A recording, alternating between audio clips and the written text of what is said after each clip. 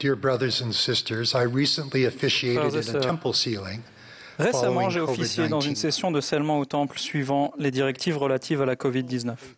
Les jeunes mariés, chacun ayant fidèlement fait une mission, étaient accompagnés de leurs parents et de tous leurs frères et sœurs. Ce n'était pas facile. La mariée était la 9e de 10 enfants. Ces 9 frères et sœurs étaient assis dans l'ordre, du plus âgé au plus jeune, respectant bien entendu les distances de sécurité. Partout où ils ont vécu, les membres de la famille ont cherché à être de bons voisins. Cependant, un quartier s'est montré peu accueillant parce que, d'après la mère de la mariée, sa famille appartenait à l'Église de Jésus-Christ des Saints des Derniers Jours. Les membres de la famille ont tout fait pour se faire des amis à l'école, participer et être acceptés. En vain. Ils ont prié et prié pour que leurs cœurs s'adoucissent, pour que les cœurs s'adoucissent. Un soir, ils ont senti que leur prière avait été exaucée, quoique de manière très inattendue. Un incendie s'est déclaré dans leur maison qui a été complètement détruite. Mais il s'est produit autre chose. Le feu a adouci le cœur de leurs voisins. Ceux-ci et l'école du quartier ont collecté des vêtements, des chaussures et d'autres articles indispensables dont avait besoin la famille qui avait tout perdu. La gentillesse a suscité la compréhension. Ce n'était pas de cette façon que les membres de la famille espéraient ou pensaient que leur prière serait exaucée. Cependant, ils sont reconnaissants de ce qu'ils ont appris grâce à des expériences difficiles et des réponses inattendues à leurs prières sincères. Assurément, pour qui a le cœur fidèle et des yeux pour voir, les tendres miséricordes du Seigneur se manifestent au milieu des difficultés de la vie. Quand on les aborde avec foi, les difficultés et les sacrifices apportent réellement les bénédictions du ciel. Dans cette condition mortelle, nous pouvons perdre des choses ou les attendre pendant un temps, mais à la fin, nous trouverons ce qui compte le plus. C'est la promesse du Seigneur. Notre déclaration du bicentenaire de 2020 commence par la promesse universelle que Dieu aime ses enfants dans chaque nation du monde. Quel que soit notre pays, notre famille, notre langue et notre peuple, Dieu nous fait des promesses, fait des alliances avec nous et nous invite tous à prendre part à l'abondance de sa joie et de sa bonté. L'amour de Dieu dans le monde entier est affirmé tout au long des Écritures. Cet amour inclut l'alliance abrahamique, le rassemblement de ses enfants dispersés et son plan du bonheur. Dans la maison de la foi, il ne doit pas y avoir d'étrangers, de gens du dehors, de riches et de pauvres, d'exclus. Nous, concitoyens des saints, sommes appelés à rendre le monde meilleur, de l'intérieur vers l'extérieur, une personne, une famille, un quartier à la fois. Cela se produit lorsque nous vivons et proclamons l'Évangile. Au début de cette dispensation, Joseph le prophète a reçu une prophétie remarquable qui disait que notre Père céleste désire que les hommes de partout découvrent l'amour de Dieu et connaissent son pouvoir, lequel permet de grandir et de changer. C'est ici, dans la maison de rondins de la famille Smith, à Palmyra, dans l'État de New York, que cette prophétie a été reçue. La chambre à l'étage a les mêmes dimensions de 5,5 mètres par 9 sur 3 mètres de haut que la pièce dans laquelle Moroni, le messager glorieux de Dieu, est apparu au jeune Joseph le soir du 21 septembre 1823. Joseph, le prophète, a raconté « Moroni me dit que Dieu avait une œuvre à me faire accomplir et que mon nom serait connu en bien et en mal parmi toutes les nations, familles et langues.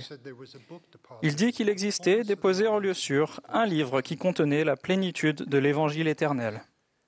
Marquons une pause ici. Nous adorons Dieu, le Père éternel, et son Fils, Jésus-Christ. Nous n'adorons ni Joseph le prophète, ni aucun homme ou femme mortel. Cependant, réfléchissons au fait que les prophéties que Dieu donne à ses serviteurs s'accomplissent. Certaines plus tôt, d'autres plus tard, mais toutes s'accomplissent. Lorsque nous écoutons l'esprit de prophétie du Seigneur, nous pouvons devenir à notre manière une partie de l'accomplissement de ces prophéties et promesses, une partie de l'Évangile qui bénit le monde. Joseph était un adolescent inconnu de 17 ans qui vivait dans un village obscur d'un pays indépendant depuis peu, en 1823. À moins que cela soit vrai, comment pouvait-il imaginer dire qu'il serait un instrument dans l'œuvre de Dieu et traduire par le don et le pouvoir de Dieu des écritures sacrées qui seraient connues partout? Cependant, parce que c'est vrai, vous et moi pouvons témoigner que la prophétie est en train de s'accomplir alors même qu'on nous demande d'aider à sa réalisation. Frères et sœurs, partout dans le monde, chacun des participants à cette conférence générale d'octobre 2020 fait partie des pays, des familles et des langues dont il est question. Aujourd'hui, l'Église de Jésus-Christ des Saints des Derniers Jours est présente dans 196 pays et territoires et compte 3446 pieux dans 90 d'entre eux. Notre représentation géographique est étendue et nous sommes des centres de force. En 1823, qui aurait pu imaginer qu'en 2020, 3 pays, les États-Unis, le Mexique et le Brésil, compteraient chacun plus d'1 million de membres de l'Église? Ou que 23 pays compteraient plus de 100 000 membres de l'Église? 3 en Amérique du Nord, 14 en Amérique centrale et du Sud, 1 en Europe, 4 en Asie et 1 en Afrique. Le président Nelson appelle le livre de Mormon un miracle miraculeux. Ces témoins attestent qu'il soit connu de toutes les nations, tribus, langues et peuples. Aujourd'hui, la conférence générale est disponible en 100 langues. Le président Nelson a témoigné de Jésus-Christ et de son évangile rétabli dans 138 pays. Et cela va continuer. En commençant avec 5000 exemplaires imprimés de la première édition de 1830 du Livre de Mormon, ce sont près de 192 millions d'exemplaires du Livre de Mormon ou d'extraits choisis qui ont été publiés en 112 langues. L'ouvrage est aussi largement disponible en format numérique. Les traductions actuelles du Livre de Mormon incluent la plupart de 23 langues parlées par 50 millions de personnes ou plus, qui sont collectivement les langues maternelles de quelques 4,1 milliards de personnes. C'est par des choses petites et simples, auxquelles nous sommes tous invités à participer, que de grandes choses sont réalisées. Par exemple, lors d'une conférence du pieu de Monroe, en Utah, ville de 2200 habitants, j'ai demandé combien de personnes avaient fait une mission. Presque tout le monde a levé la main. Ces dernières années, 564 missionnaires de ce pieu-là ont fait une mission dans les 50 États des États-Unis et dans 53 pays sur chaque continent, excepté l'Antarctique.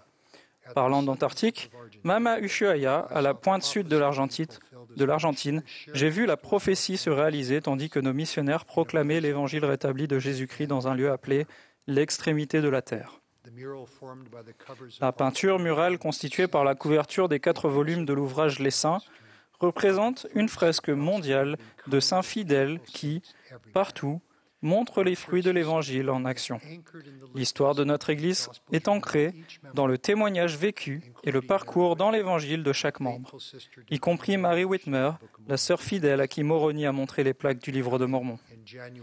En janvier 2021 paraîtront nos 3 nouveaux magazines de l'Église dans le monde, l'Ami, Jeunes, soyez forts, et le Liaona, qui seront une invitation générale à nous sentir intégrés et à prendre la parole au sein de notre communauté mondiale de croyants.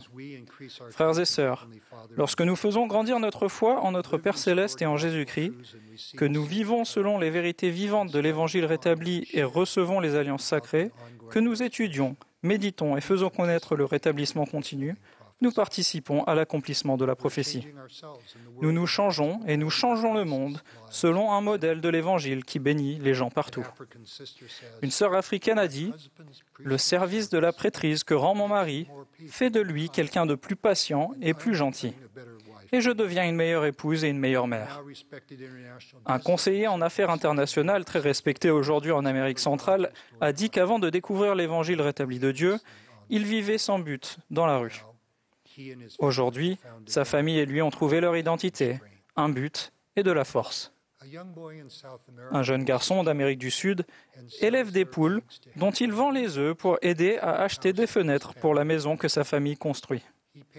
Il paie sa dîme en premier. Il verra littéralement les écluses des cieux s'ouvrir. À Four Corners, au sud-ouest des États-Unis, une famille amérindienne fait pousser de beaux massifs de narcisses dans le désert, symbole de foi en l'Évangile et d'autonomie. En Asie du Sud-Est, un frère, survivant d'une guerre civile sans pitié, se désespérait de trouver un sens à la vie. Il a trouvé l'espoir grâce à un rêve, dans lequel un ancien camarade de classe lui tendait un plateau de Sainte Seine et témoignait des ordonnances salvatrices et de l'expiation de Jésus-Christ. Notre Père céleste nous invite partout à ressentir son amour, à apprendre et à progresser par l'instruction, un travail honorable, le service et l'autonomie, et les modèles de bonté et de bonheur que nous trouvons dans son évangile rétabli. En faisant confiance à Dieu, parfois, après l'avoir supplié dans nos moments les plus sombres, les plus solitaires et incertains, nous apprenons qu'il nous connaît mieux et nous aime davantage que nous nous connaissons ou nous aimons nous-mêmes. C'est pourquoi nous avons besoin de l'aide de Dieu pour établir durablement la justice, l'équité, l'impartialité et la paix dans notre foyer et dans notre collectivité. Notre récit, notre place et notre appartenance sont plus vrais, plus profonds et plus authentiques lorsque nous ressentons l'amour rédempteur de Dieu, recherchons la grâce et les miracles par l'intermédiaire de l'expiation de son Fils et établissons des relations durables par des alliances sacrées. La bonté et la sagesse religieuse sont nécessaires dans le monde désordonné, bruyant et pollué d'aujourd'hui. De quelle autre façon pouvons-nous nous revigorer?